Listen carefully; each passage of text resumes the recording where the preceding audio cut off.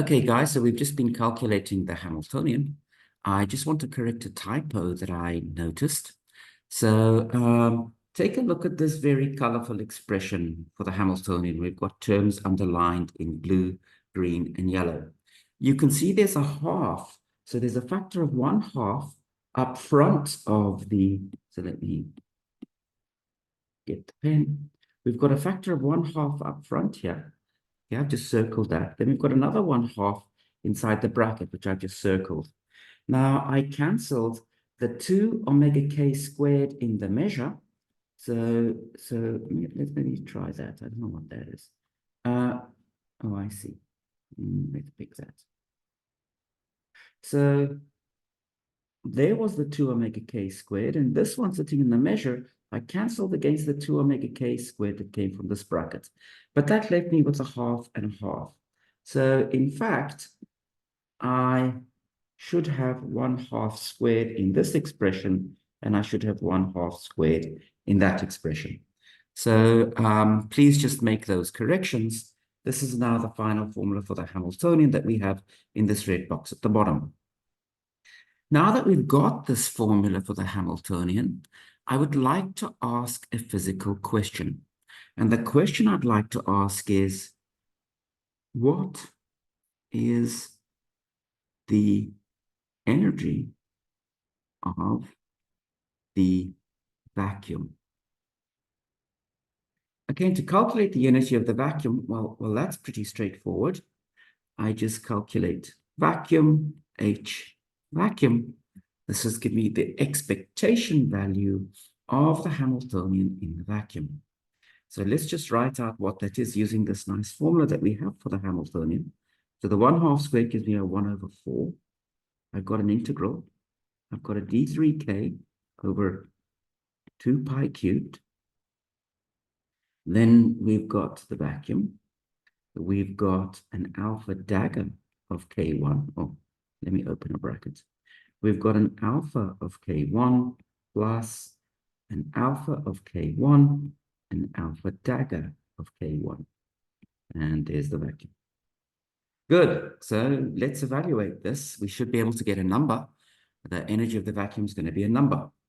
Well, the first thing to recall is that the vacuum is the state with no particles in it. So if I act with an annihilation operator on the vacuum, I get 0. So that means that this term over here can simply be dropped. Now let's look at the second term. Okay, so this term over here. So if I study that term, what do I have? Well, I've got the vacuum. I've got alpha of k1, alpha dagger of k1, and then I've got the vacuum again. What is that equal to? Well, I'm going to rewrite this expression, and I'm going to add a term. Okay, so here's the term that I've added. So why on earth are these two equal? Well, they're equal because this second term that is sitting here, this term over here is actually equal to 0 by precisely the red equation. It's proportional to an annihilation operator acting on the vacuum, so it vanishes. So I haven't changed this expression at all. I've just subtracted naught. Why is that a useful thing to subtract? Well, it's a useful thing to subtract because now I can use the commutator. Remember what the commutator said?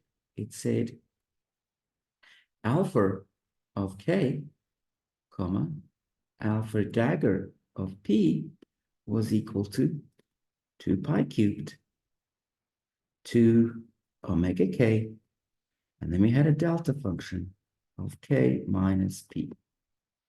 And of course, this is now just a number, so I can always take the number out, okay? Applying it to the commutator that I have sitting over here, let me take the number out from between the bra and the ket. So I've got a 2 pi cubed, 2 pi cubed. I've got a 2 omega k. Oh, there should not be a k1.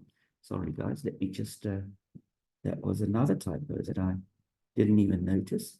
But there we go. We've corrected that. Oh, and There we go. It started off there. Good. So that looks a bit better now. And let me just do that. Good. So, good. So we've got a 2 omega k. Now, here we put k1s everywhere. So let me just stick in a k1. And then we've got a delta function at naught. So this is clearly divergent. And then the Keck vacuum onto bra vacuum vanishes. Okay? So let's just summarize what we've got. We've got naught, Hamiltonian naught, so the expectation value of the Hamiltonian. This is the energy that we would expect the vacuum to have. This is 1/4. We've got an integral d3k over 2 pi cubed. We've got a 2 pi cubed. We've got a 2 omega k, and we've got a delta of naught. So what happens? Well, first of all, this 2 pi cubed will cancel against that 2 pi cubed. And then we can cancel also the 2 with the 1/2 to get the final answer of, no, let's go back to black, as Amy Winehouse would say. So the 2 with the 1/4 will leave me with 1/2. So I've got an integral d3k 1/2 omega k delta of naught.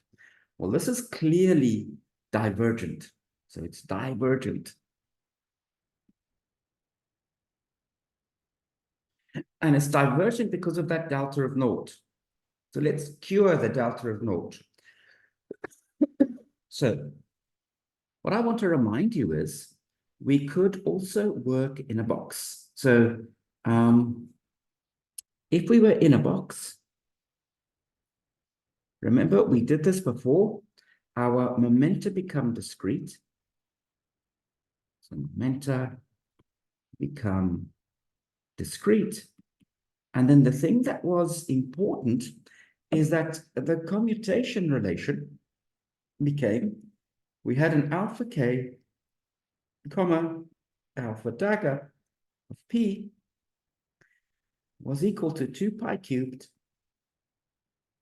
2 omega k. And then the Dirac delta was replaced by a Kronecker delta. And in particular, that means if I calculate alpha of k with alpha dagger k, this is nothing but 2 pi cubed 2 omega k. And then the Kronecker delta just becomes a 1. So if we work in a box, so that's what we've done now, we've gone into a box. In that case, the energy of the vacuum looks like it's an integral d3k of 1/2 omega k. Well, this looks much better, but it's not infinite, but let's try to interpret what happened. Where did the infinity go? Well, what have we done? You know, by working in a box, so if you imagine that we're inside some box, what have we done? Well, previously, we could have had infinitely long wavelengths. Now, our wave have to sit inside the box. So we can have waves that wiggle a few times inside the box. But the point is, there is a longest wave.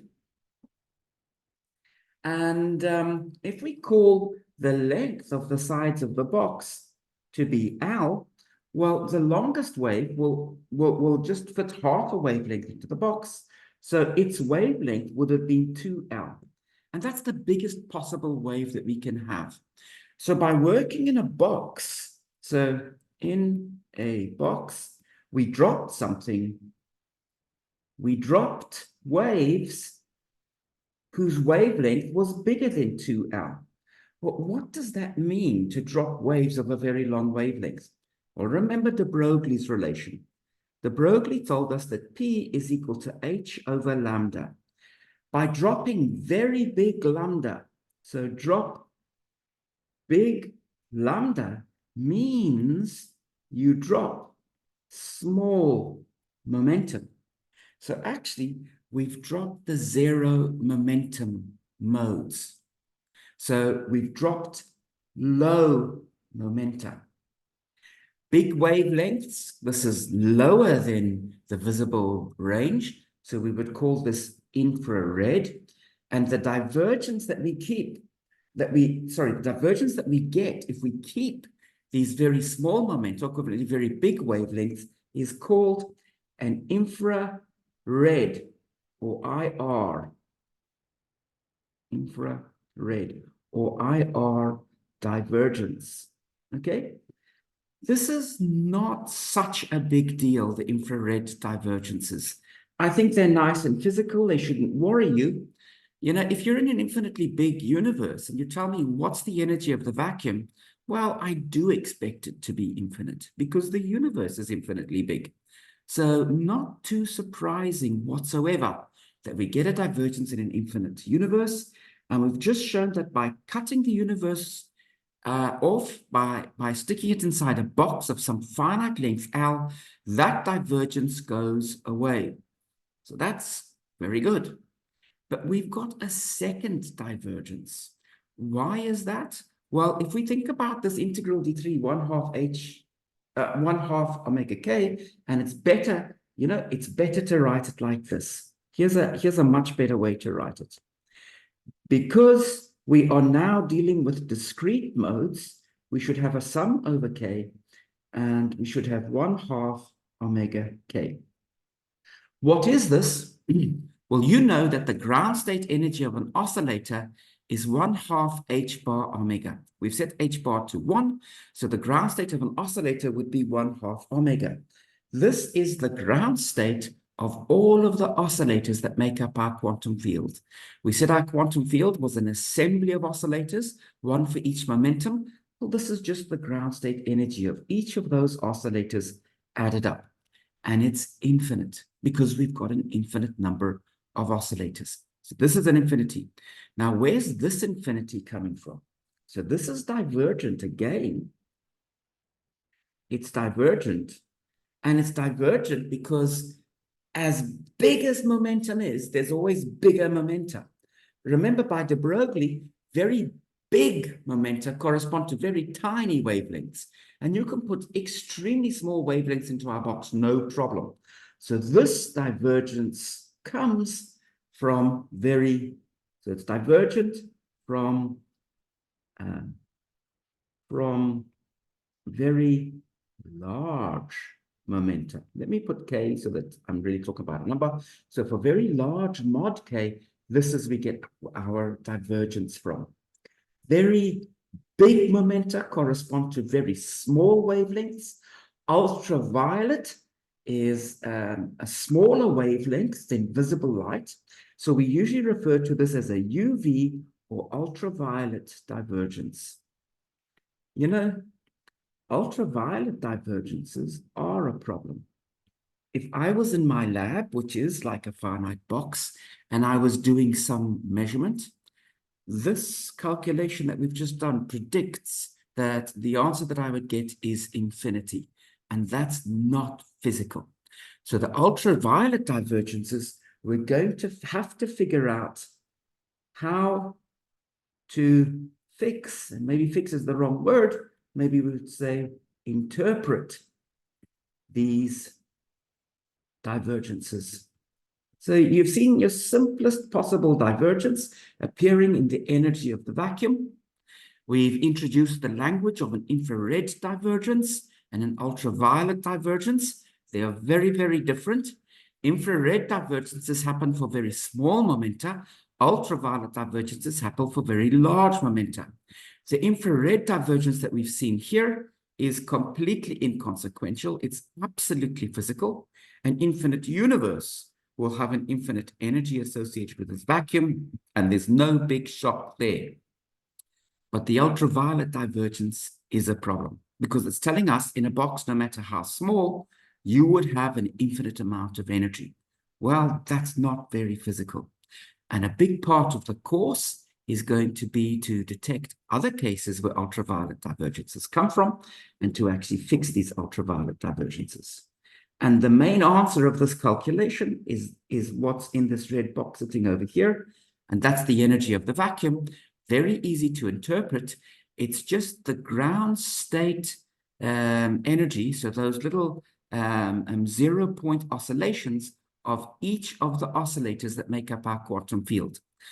Sorry, guys, for all of the 1/2s that I dropped and mislabelings and other things, but I think that if you go through this carefully, you should be able to do this calculation accurately on your own.